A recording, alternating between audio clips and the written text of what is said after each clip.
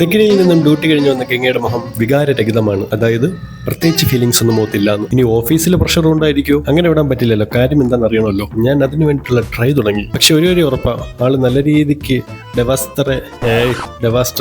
ഡെവാസ്റ്റേറ്റഡ് ആണ്. ഇനി ഫുഡ് കിട്ടാത്തോണ്ടായിരിക്കും.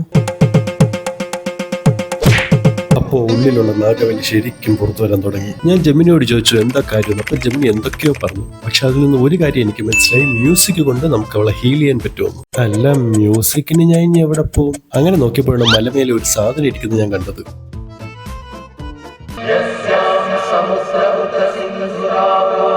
പത്ത് വർഷങ്ങൾക്ക് ശേഷം കീബോർഡ് കൈകൊണ്ടെടുത്ത് എനിക്ക് ആകെ വായിക്കാൻ അറിയുന്ന ഒരേ ഒരു ട്യൂൺ ഇത് മാത്രമായിരുന്നു.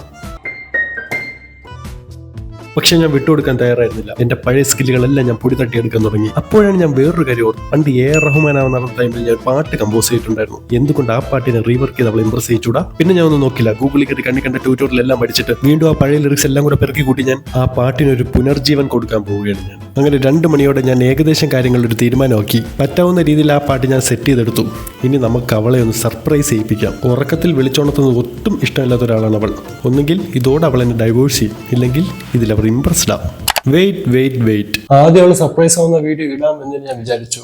പക്ഷേ അതിലൊരു ത്രില്ലില്ല. സോ ഞാനതൊരു മ്യൂസിക്കൽ വീഡിയോ ആക്കാൻ തീരുമാനിച്ചു. അപ്പോൾ തന്നെ ഞാൻ എൻ്റെ ടീമിനെ കോൺടാക്ട് ചെയ്തു. അങ്ങനെ നീണ്ട ചർച്ചയ്ക്കൊടുവിൽ നമ്മളെല്ലാവരും കൂടി ഒരു തീരുമാനത്തിലെത്തി. നമ്മളെല്ലാവരും കൂടി ചേർന്ന് ഇതൊരു മ്യൂസിക്കൽ വീഡിയോ ആക്കാൻ പോകുന്നു. Stay tuned guys, coming soon.